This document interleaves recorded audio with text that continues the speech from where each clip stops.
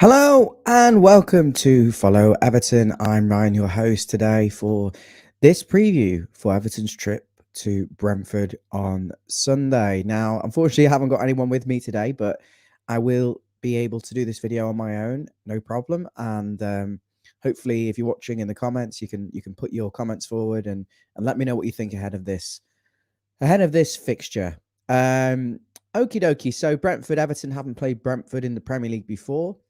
Not to my knowledge. And it's a game where Everton can't really afford to drop any more points. But given the situation at the moment with the lack of players available, it does seem like a difficult fixture for sure. The good news is Abdoulaye Doucoure is returning from injury.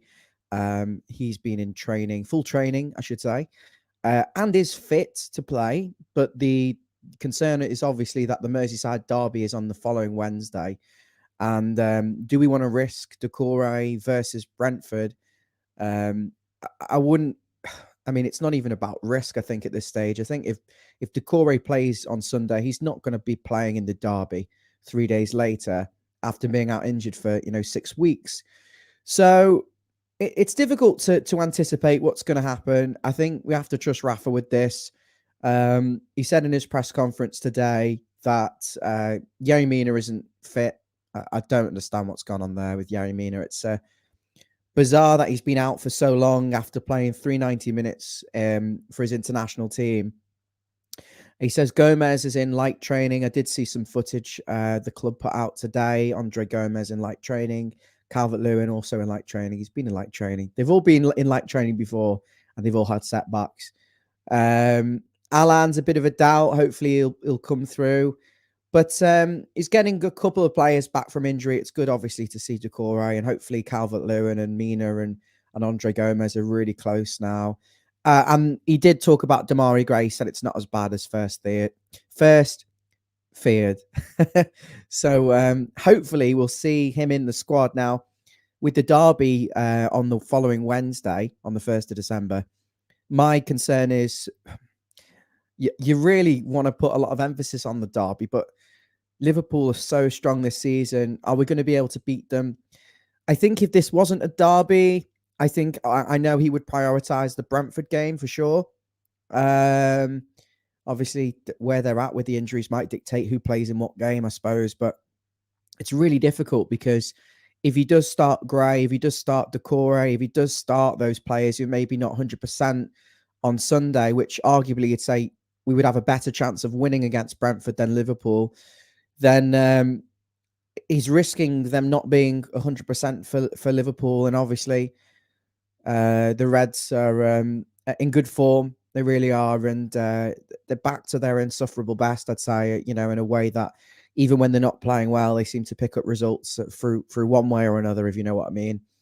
And even when they're good, they're good. So it's going to be really difficult on Wednesday. I don't know which game he's going to prioritize. Let me know what you think. What would you like to see? Would you like to see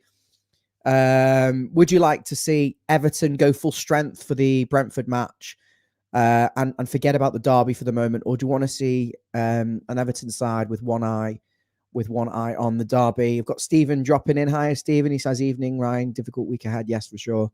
This is a big week, Steve, because we are 2 months now without a win. We haven't won a game since September. And I think it's really a real concern now. Rafa says that we've got players coming back, but it's not the star players. It's not your key players. What I meant to say, sorry, was that we've been missing key players, and that's why the results have suffered.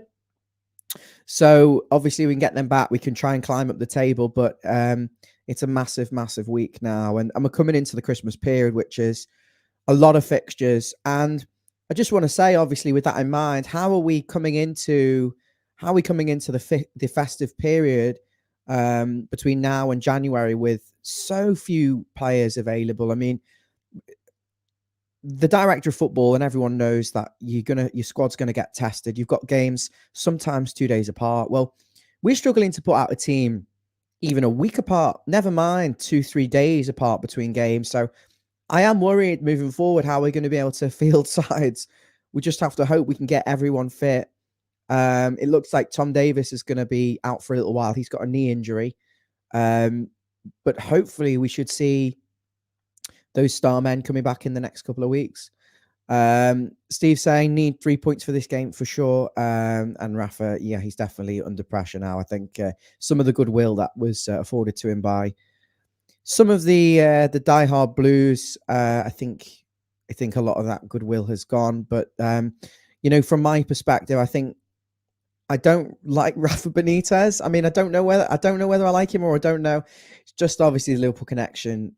Growing up, he was the rival. He was the arch enemy manager. So, he's very dislikable. But there is something quite likable about him at the same time. It's a weird feeling to be in. I think from my perspective, I recognise pragmatically, and it's not just through doing this channel, that Everton need to give Rafa time, because who else can you bring in now and get more out of these players, really? Because at one point he was being dealt with, a player who's not played in 2 years, Kabaman. Delph has hardly played. I think he's played about 15 games for us in 3 seasons. He's really struggling to field teams and missing such important players. What difference would it make whether we had, you're talking about Ralph Ragnick, who's going to Man U for 6 months, but I don't think it would have made much difference. I think we were really struggling with injuries. Obviously, tactically, he's made some mistakes, like the Holgate against Spurs and the set pieces. I think they're a bit still of a chaotic mess. So he's got to work on that. But I think you've got to give him time, and certainly more than just these few months that he's had. You've got to give him minimum the end of the season, assess things, give him the transfer window. I think till next Christmas, I think another 12 months and assess things there. Certainly, I think the board and everyone are counting down the days for the new stadium and for that to open up more commercial opportunities. I think they're kind of just going through the motions a little bit, exceptionally with no money. I think there is an element of going a couple of steps back in terms of not signing anyone last summer and potentially in January, so we can actually do some business and improve this team in Jan. I've got Dave. Hi, Dave. Good evening. He's saying, I think if they can play a bit part against Brentford, give them a few match minutes under the belt. Ideally, you want to see the game won 2-3-0 and then be bringing Demarai Gray and Doucoure off the bench for maybe 10, 15 minutes at the end just to get a bit of match sharpness.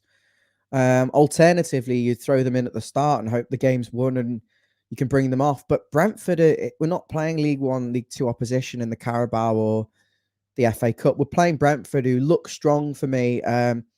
I don't see an awful lot wrong with their side. I think they'll finish bottom half, the top half of the bottom half, anywhere between there and 17th. I think they'll be happy with that. Obviously, they're not a massive club, Brentford. Let's be real. They'll just be excited to be there. And I think the atmosphere is going to be, it's going to be a good atmosphere. They're going to be up for it.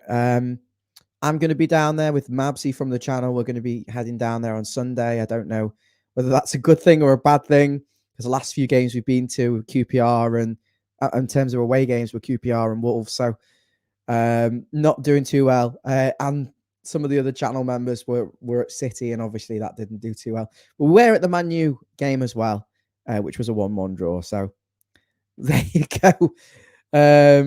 I've got a comment from Dave. He says we need to hope we don't get another injury crisis like this, or the season will be over. The problem we've got is 1 or 2 injuries in any key position, and we go from a side that could compete for anything, maybe perhaps, and to really struggling because there's no strength in depth. If one of your fullbacks gets injured, you've got a makeshift player there. If your striker's injured, which it is, there's nothing there. If Townsend or Gray, God forbid, get injured for a substantial period, I just can't see the consistency coming from the reserves, Gordon and Iwobi. I'm sorry, but Gordon needs a lot more experience, a lot more time. And Iwobi's proven to be an ineffective, inconsistent Premier League player. So what do you do? What on earth do you do? Brentford. So where are Brentford? They're in London. I think they're not far from Kingston upon Thames. They're kind of in that vicinity. Southwest London. Don't know an awful lot about them as a club, but obviously the story is amazing that they've been able to get into the Premier League. And we have won 5 of our last 6 Premier League games in London in recent times. That was the last 6 games. So I think it includes the likes of Arsenal and some of the games earlier in the season. So I think we do travel quite well at the moment, because before that we couldn't win in London. Or there was something, I think we went 30 odd games without winning in London. So I'm pleased to see that we're getting more wins there when we have to travel a little bit further. But interestingly enough, Brentford are actually better away from home than they are at home. I don't know whether we can use that to our advantage. And they haven't won since beating Arsenal 2-0 on the opening day of the season. So I think it's optimistic for us in a way there. I think they're not in the best form. They've kept. I'm just looking at some more statistics that I've got in my notes. Everton won 13 points from the first 6 Premier League games, but we've only had 2 points in the past 6 games. It's really not good enough. I don't know how we're going to approach this game. I'll be honest with you. I can only talk about what I'd like to see. I've been asked, should we play Cenk Tosun? Should we play Ellis Simms? Should we play Rondon? I think it's quite clear from what Rafa was saying in his press conference that Ellis Simms isn't ready. He described him as a young player, and he actually went on to say young player doesn't mean good player, which I thought was quite brutal. Maybe he's trying to get give us a bit of a reality check on him. I don't know. I saw him at Blackpool a few times. I didn't think he scored a few goals, but the level's totally different, and I think it's a big step up. So the other option is Cenk. He comes in, obviously Richarlison suspended. So I don't know. I've seen enough of Rondon to say that I'm not getting goals out of Rondon and I'm not getting a lot else. But at the same time, Cenk Tosun's finished. His overall game was poor 2 years ago. Before, that's why we got rid of him to Palace, and he was going to sign there permanently had he not done his knee ligaments. So it's like, how can you choose between them? Because none of them really do much for me. If I had to pick, I don't know. Maybe Demarai Gray up front, but it's not happening. We haven't got the midfielders. I don't know. It might be easier to start with the defence. It picks itself. Jordan Pickford in goal. Luca Dean left back. Michael Keane and Ben Godfrey and Seamus Coleman. There's no other option. With one eye on the derby, to bring John Joe Kenny in, to Holgate suspended, Mina's out. Maybe Branthwaite. What do you think? Give Branthwaite a go in there. Michael Keane. Could see him getting bullied by Ivan Toney pretty much the whole game. I can foresee that. He's just shite, isn't he? He's a really nice guy, Michael Keane, but I'm seeing no aggression and no pace and no leadership from someone with such experience. The midfield is Townsend, Gordon. If Gray's injured, it's Townsend and Gordon. Iwobi's going to come in because there's just a lack of players, unless he goes 4-4-2. 4-4-2, Tosun and Rondon up top. The Yard Dogs might as well get our Stoke kit on. Play long ball, try and win the second balls. Do we start Doucoure? I just don't know. I think Delph will play. He can't play 2 games in a week, though, and obviously with the Wednesday. Let me know what you think. It's so difficult. I think it might just be classic Everton, whoever's fit plays, in which case it'll be that same back 5. Alan, Doucoure, maybe 3 in there. Alan, Doucoure, and Delph. And then Townsend and Gray and Rondon or Tosun, or pick. Just take your pick. There's no winner. There's no right answer here.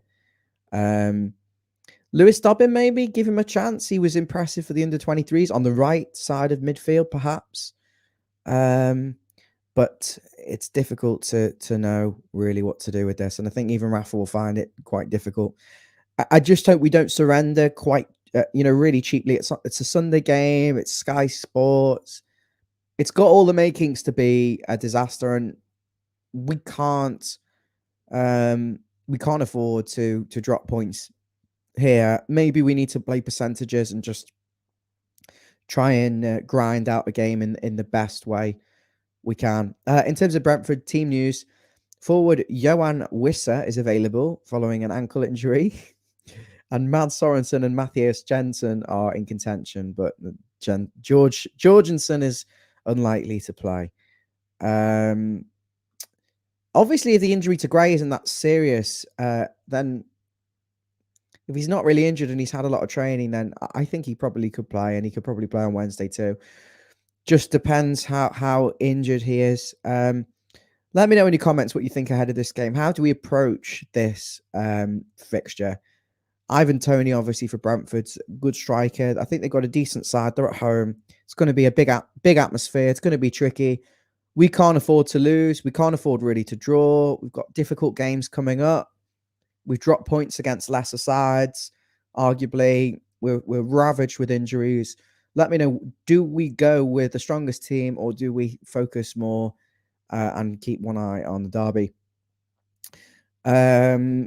Comment from Dave Weston. How do we have such a lack of strength in depth with 450 million spent? I don't know. Well, I do know the money's gone on players that don't actually play for us anymore, in fairness. Sigurdsson was 10% of that, and he's no longer an Everton player. And then you've obviously got the situations with the likes of Klaassen and Williams and Morales, and Williams, Rooney, Schneiderlin.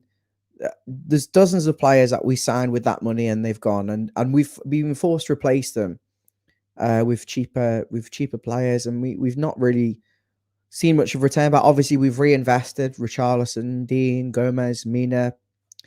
We've reinvested, but I think the wage bill was getting ridiculously high at one point. I think it was like 88, 90% of turnover. And I think we just hit the ceiling where we weren't achieving anything with those players, with that high wage bill, with the investment. I mean, we were getting cast-offs from massive clubs. People may be prepared to take a step down to go back up, and also from relegated teams. Were we shopping in the right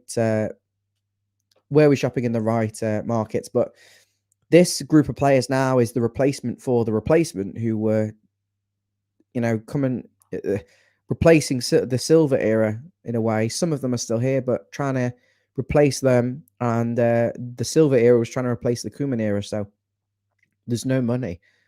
I do think, as you go on to say now, Dave, we need to have some transparency in that AGM, because how can we be in this position where we have like one fullback, we don't have a decent striker, we've got a couple of wingers, but we're relying on youth players and free transfers.